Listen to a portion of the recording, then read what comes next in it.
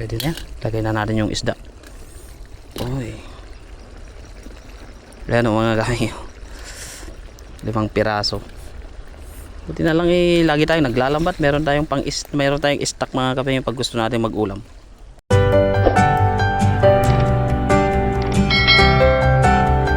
Magandang umaga mga kafengyo. Bago tayo mag-umpisa sa ating gagawin ay gusto ko munang i-shout out si Ma'am Josefina Onopre ng USA. Ayan, thank you so much po Ma'am Josefina Onopre. Shout out din po kay Ma'am Josefina Niala ng Antipolo City. Ayan, thank you so much po sa walang sawa niyong pagsuporta sa Kafengyo channel. At ngayon, umpisahan na po natin ang ating paglilinis sa ating tatamnan ng gulay. So magtatanim po kasi tayo ng gulay kaya kailangan na po nating maglinis. Kaya samahan niyo po ako. Let's go! Ang gulay. Marami pa siyang mga kapengyo, marami pa siyang mga bulaklak pero ito kasi wala na. Iibahin na natin yung tanim. Kaya umpisan na natin mga kapengyo.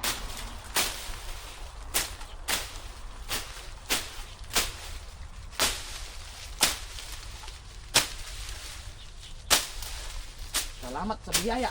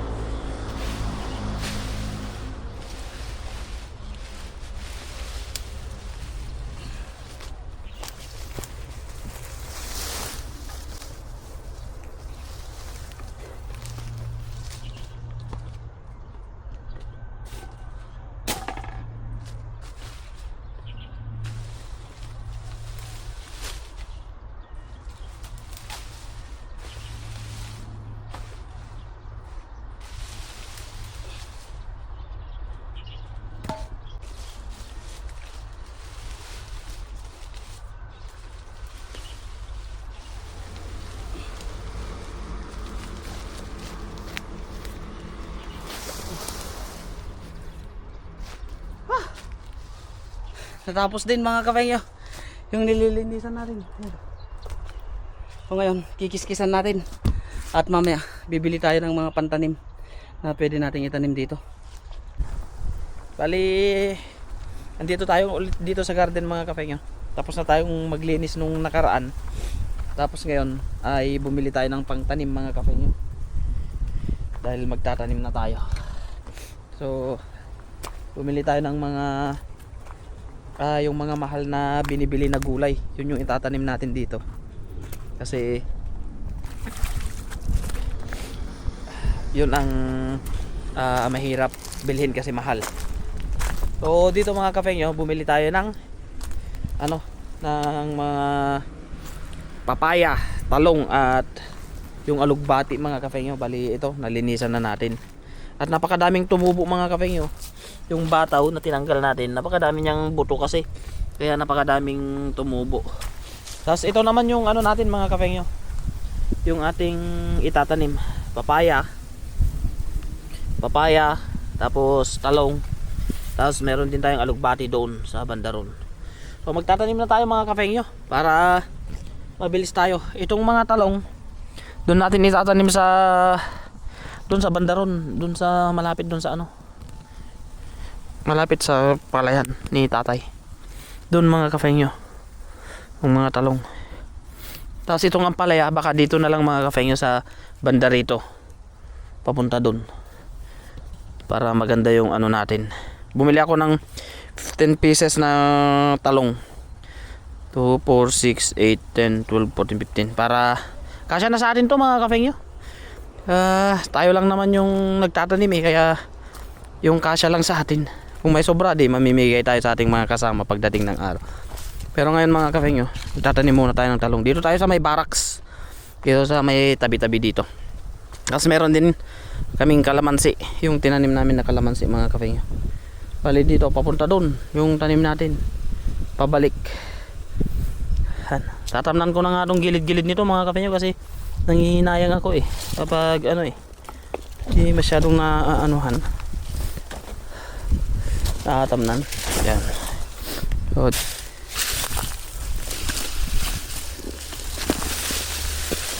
ano? Yung, oy, may butas nga oh. Laki ng butas. Ahas mga kapengyo.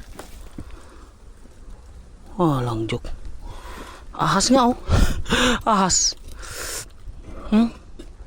Ahas mga kapengyo. Maliit na ahas.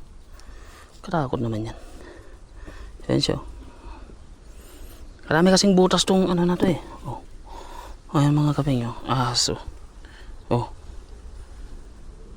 Maliit pa siya. Di natin siya papatayin mga kapengyo. Baka hanapin ng nanay. Hanapin ng nanay eh. Tayo pa yung mapagbunton. Yan. So hindi na natin bubuklatin yan mga kapengyo kasi may butas siya na malaki papunta sa loob. Pa na lang natin. Hanap tayo ng ibang pwesto. Pwede nating pagtamnan ulit. Yung ano natin eh. Tatanggalin natin yung kanya. Oh, yun.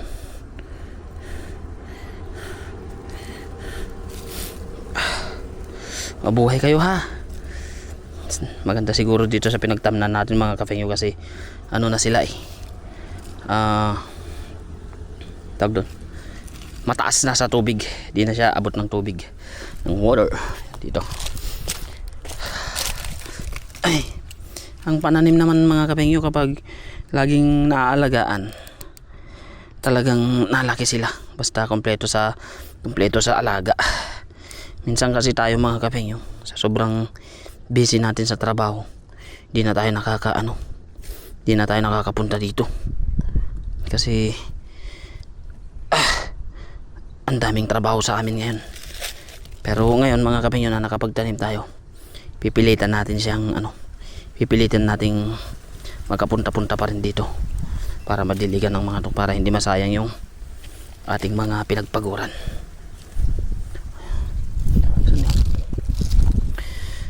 Kasi sayang din yung pagod pag nagtanim. Tapos siyempre gumastos din tayo mga kapengyo. Kasi itong binili ko na to mga kapengyo, itong itatanim ko na to ay nagkakahalaga siya ng 600 NT o katumbas ng 1,100 sa ating pera. Kaya kailangan natin siyang alagaan para pagdating ng araw ay masulit natin yung ating pinambili. Tapos dito lipat-lipat lang mga kapengyo. Natakot kasi akong magsunog dito mga kapengyo, baka puntan tayo ng pulis eh. Mga pulis pa naman dito pag nakakita ng usok na medyo makapal kaunti eh. Sigurado. Yan. Tapos didiligan natin siya mamaya ng kaunti para basa yung tubig niya. Yan. Ito kahit di na natin siya lagyan ng mga kapeng lang pangontra. Yung yung pangkohol. Kasi ayaw nila to mga kapengyo. Ayaw nila ang talong.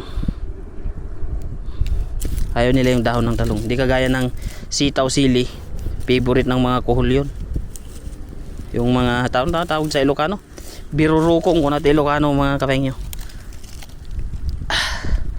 Kasi yung kohol sa atin nasa palayan. Yung dito, yung gumagapang sa lupa na kohol, birurukong.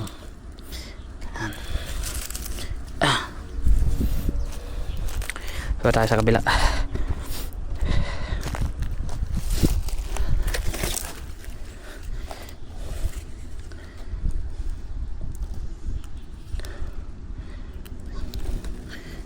Ay. Ano?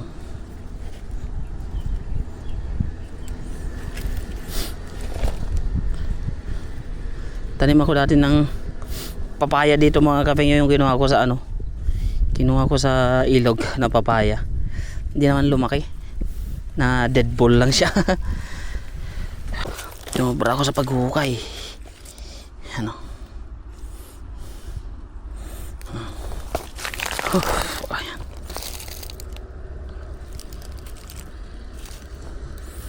Tatanim din tayo ng ano, tawag dun, mais mga kapengyo. Ayan, sitaw sana. Yung sitaw dito lang sa taas mga kapengyo. Unti-unti lang para ano, maganda yung ano natin.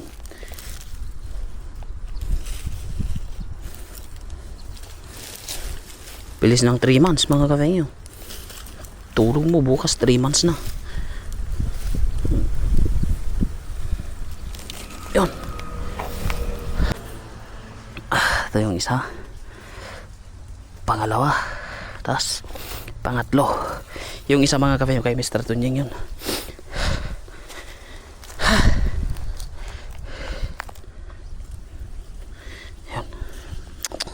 Yun. Sana eh. Sana. Ito yung maliliit na papaya mga kapengyo.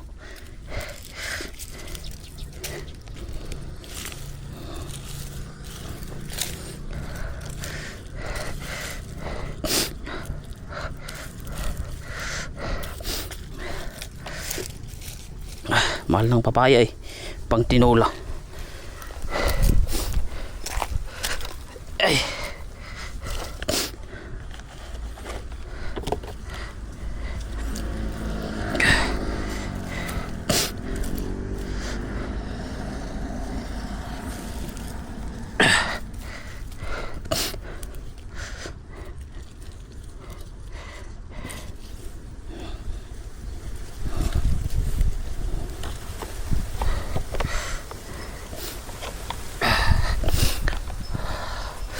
Saba.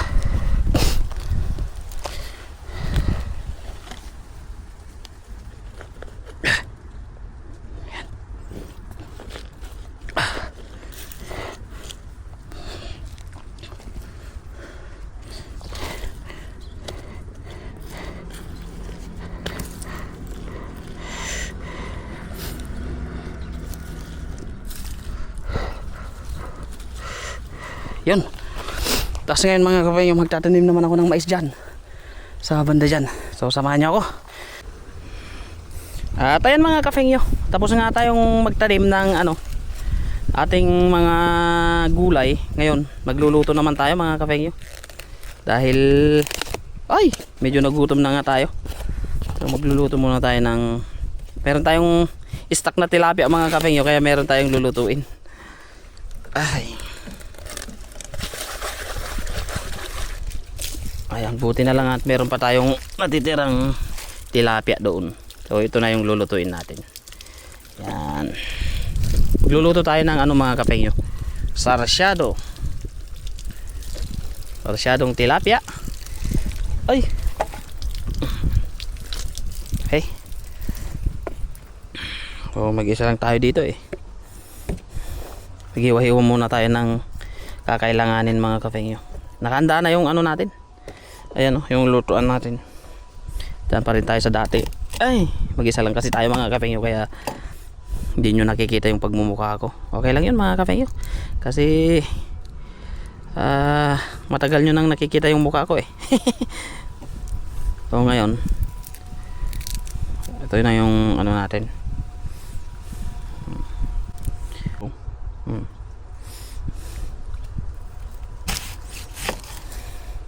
Masarap ang sarsyado kapag maraming sibuyas mga kapengyo.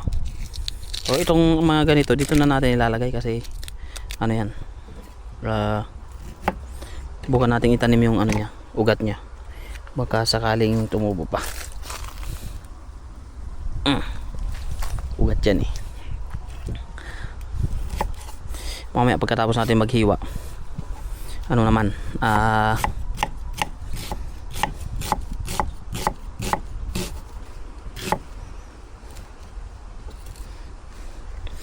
iwain natin yung kamatis.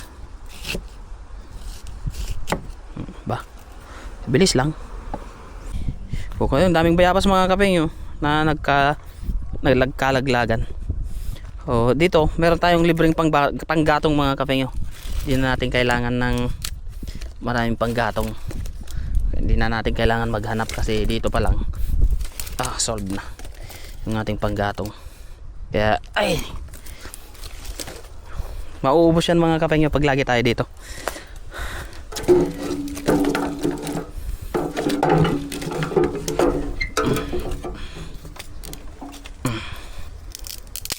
Mangga, maganda rin panggatong mga kapengyo yung mangga.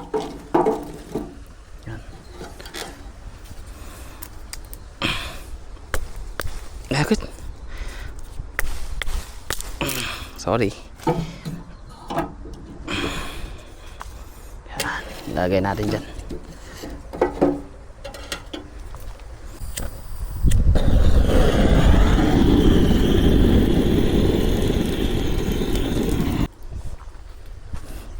Ngayon naman mga kapengyo, sasaling natin yung ating palayok. Boom! Diba? Yun. Sarap. Oh, meron tayong sandok dito. Ayan ang sandok eh. Tapos meron din tayong mantika, kamatis, yan isda. Kompleto tayo sa sarsyado mga kapengyo. So, maganda. Mga kapengyo, lalagyan na natin siya ng mantika. Tingnan nyo mga kapengyo, dun, yung kanina pala, hindi maganda gawa ng yung hangin na dadali yung natin. Pero ito, tingnan nyo mga kapengyo, lupit.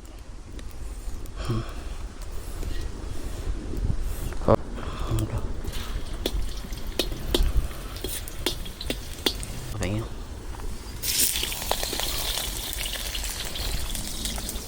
Oy, bawasan natin yung apoy. Baka biglang boom! Pumara sa matis mga kapengyo.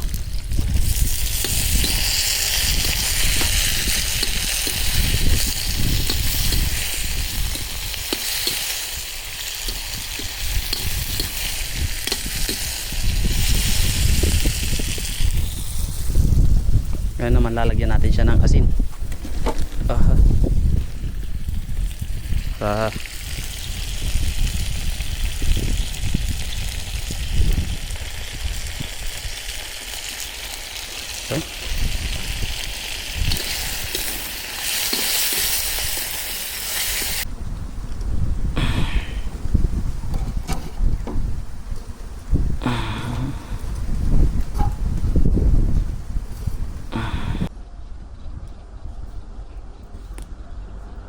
Ayan mga kapengyo. Oh, pwede na siguro to mga kapengyo. Yun, pwede na. Medyo nasunog lang yung bawang niya mga kapengyo.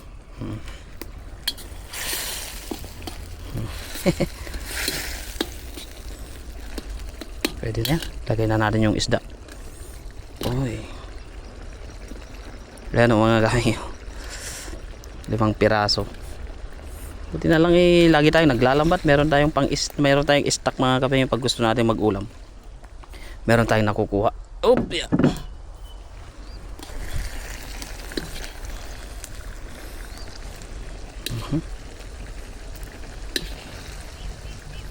Ganyan lang ang buhay.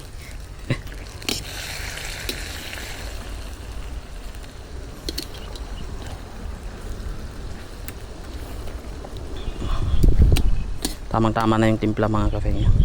Oh.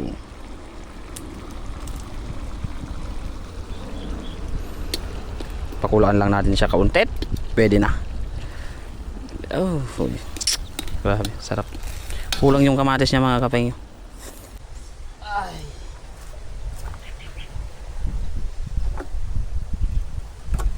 Uy, grabe ang sarap mga kapengyo ng ulam natin. Uy, kain po tayo, kain. Oo. Ito yung ating niluto mga kapengyo. Ay, tingnan natin. Sarap nito. Sarsyado. Tupit. Kain po tayo.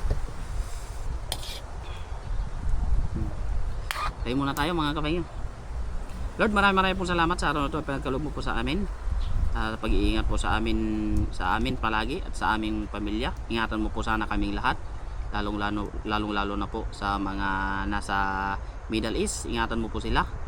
Maraming pong salamat Panginoon, in Jesus name, amen. Yan. Kain po tayo, kain.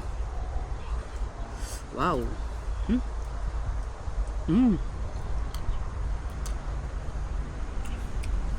Ang sarap talaga mga kapengyo pag luto sa ano, luto sa kahoy, yung panggatong. Sarap.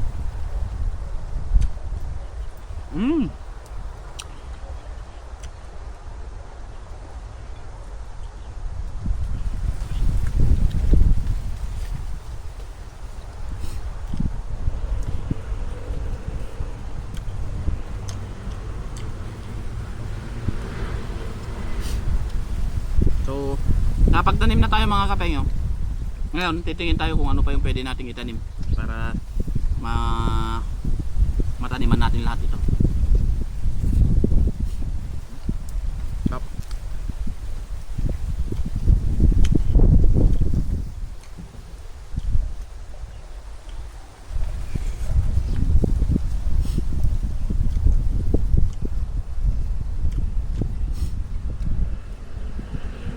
Maganda sana magtambay dito mga kapengyo kung meron tayong ilalagay na ano dito. Hindi ko alam kung saan ako kukuha ng ilalagay, itatapal natin dyan para kahit umulan mga kapengyo, safe pa rin tayo dito, hindi tayo nababasa.